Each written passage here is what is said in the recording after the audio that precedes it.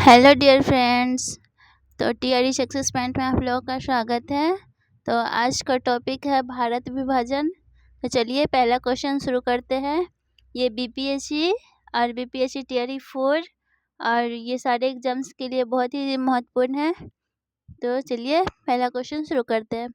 पहला क्वेश्चन है, जब भारत को स्वतंत्रता प्राप्त हुई थी, यूके में निम्नलिखित में से किस एक पार्टी की सत्ता थी? The liberal party. अगला क्वेश्चन है, भारत के स्वतंत्र होते समय इंग्लैंड के प्रधानमंत्री कौन था? तो कौन था? क्लाइमेट एटली। ब्रिटिश सरकार ने जून 1948 से तक भारत छोड़ने की घोषणा की थी, फरवरी 1947 में। अगला क्वेश्चन है, लॉर्ड माउंटबेटन वायसराय के रूप में भारत आए तो कब आए थे? यथासंभव भारत को संयुक्त रखने की विशेष हिदायत के साथ।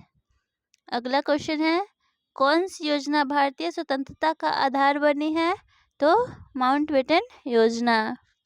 अगला है, माउंटबेटन योजना आधार बनी है तो सत्ता के हस्तांतरण की और देश के विभाजन की। अगला क्वेश्चन है, भारतीय स्वतंत्रता अधिनियम the Indian independence act British संसद द्वारा पारित किया गया कब किया?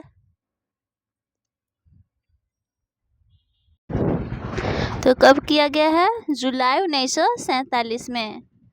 अगला क्वेश्चन है, भारतीय स्वतंत्रता अधिनियम 1947 प्रभावी हुआ है तो 18 जुलाई 1947 को। भारतीयों को वर्ष 1947 में सार्वभौम सत्ता सौंपने की योजना निम्न में से किस नाम से जानी गई है? तो माउंटबेटन योजना। भारत के विभाजन से संबंधित माउंटबेटन योजना की सरकारी तौर पर घोषणा कब हुई थी? तो 3 जून 1947 को। अगला क्वेश्चन है, भारतीय स्वाधीनता विधेयक को राजकीय स्वीकृति प्राप्त हुई थी तो 18 जुलाई 1947 को। भारत के विभाजन का बाल्कन प्लान उपज था तो लॉर्ड माउंटबेटन के मस्तिष्क का। अगला क्वेश्चन है, 1947 में भारतीय राष्ट्रीय कांग्रेस के विभाजन के लिए मुख्य रूप से इसलिए सहमत हुई क्योंकि इसे वे बड़े पैमाने पर संभावित सांप्रदायिक दंगों को बचाना चाहते थे। अगला क्वेश्चन है, भारत के विभाजन के विकल्प के रूप में गांधी जी ने माउंटबेटन को सुझाया था कि वे जिन्ना को सरकार बनाने के लिए आमंत्रित करें। अगला है, रेड क्लिफ समिति किस लिए नियुक्त की गई थी? तो भारत और पाकिस्तान के बीच सीमाओं को निर्धारित करने के लिए। अगला है, भारत विभाजन के संदर्भ में 1947 में नियुक्त सीमा आयोग की अध्यक्षता किसने की थी? तो रेड क्लिफ।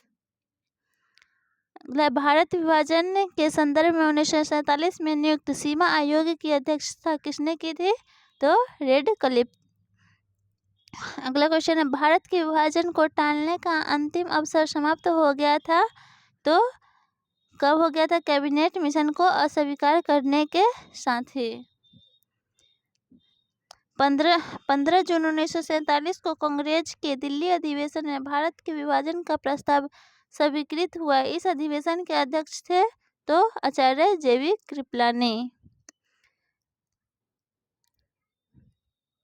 सन 1947 में भारतीय राष्ट्रीय कांग्रेस के दिल्ली अधिवेशन की अध्यक्षता किसने की थी? जेवी कृपलानी। नई दिल्ली में 1947 में आयोजित अखिल भारतीय कांग्रेस समिति की बैठक में निम्नलिखित में से किसने विभाजन के प्रस्ताव का समर्थन किया था? तो अब्दुल कलाम आजाद। निम्नलिखित में से किसने 1947 के कांग्रेस कमेटी की बैठक द्वारा विभाजन के प्रस्ताव के पारित होने को राष्ट्रवाद संप्रदायवाद के पक्ष के समर्पण के रूप में लिया था? तो डॉक्टर किचलू। कौन थे? डॉक्टर किचलू। अखिल भारतीय कांग्रेस कमेटी की 14 से 15 जून 1947 को संपन्न हुई बैठक में भारत विभाजन के विपक्ष में किसने मतदान किया था? तो खान अब्दुल गफ्फार खान। 14 से 15 अगस्त 1947 की मध्य रात्रि को अंतरिम संसद के रूप में किसने सत्ता ग्रहण की? तो संविधान सभा। 14 से 15 अगस्त 1947 की मध्य रात्रि केंद्रीय असेंबली में इकबाल के गीत हिंदुस्तान हमारा तथा जन गण मन किसने गाया था? तो एम.एस. सुब्बुलक्ष्मी। पहले अवसर पर भारत के प्रधानमंत्री की नियुक्ति की थी? तो किसने की थी? गवर्नर जनरल ने।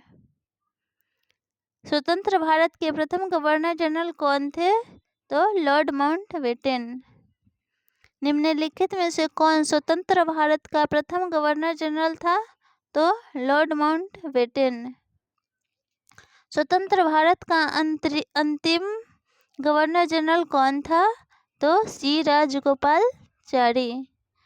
अगला है, स्वतंत्र भारत के पहले भारतीय गवर्नर जनरल थे? तो कौन थे? राजगोपालाचारी। भारत के प्रथम एवं अंतिम गवर्नर जनरल थे? तो सी राजगोपालाचारी। भारत का अंतिम वायसराय कौन था? तो लॉर्ड माउंटबेटन। स्वतंत्र भारत के प्रथम विधि मंत्री थे? तो डॉक्टर बी.आर. अम्बेडकर। बिल्कुल प्रारंभ से भारत के राष्ट्रपति के पद पर आसीन व्यक्तियों का निम्नलिखित में से कौन सा एक सही क्रम है? तो कौन है? पहले थे डॉक्टर राजेंद्र प्रसाद, एस राधाकृष्णन, जाकिर हुसैन और बीवी गिरी। माउंटबेटन योजना जून 1947 निम्नलिखित में से किस प्रांतों में लोक निर्णायक संस्तुति की थी? तो उपयुक्त में से सभी, सिंध, बलूचिस्तान और उत्तर पश्चिम सीमांत प्रांत। भारत के विभाजन के समय भारतीय राष्ट्रीय कांग्रेस के अध्यक्ष थे? तो जे.बी. कृपलानी। 15 अगस्त 1947 को निम्नलिखित में से कौन भारतीय राष्ट्रीय कांग्रेस का अध्यक्ष था? तो जे.बी. कृपलानी। भारतीय राष्ट्रीय कांग्रेस के 1946 में मेरठ में आयोजित अधिवेशन की अध्यक्षता किसने की थी? तो जे.बी. कृपलानी। अंग्रेजों द्वारा भारतीयों को 1947 में सत्ता हस्तांतरित किए जाने के समय कांग्रेस अध्यक्ष कौन था? तो जे.बी. कृपलानी। अगस्त 1947 में स्वतंत्रता दिवस के समारोहों में निम्नलिखित में से कौन नेता भी कहीं भी शामिल नहीं हुआ था? तो महात्मा गांधी।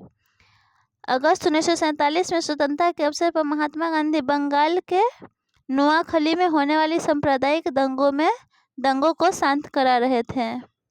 संविधान को 26 जनवरी के दिन लागू करने का निर्णय इसलिए किया गया क्योंकि कांग्रेस ने इस तिथि को 1930 में स्वतंत्रता दिवस के रूप में मनाया था।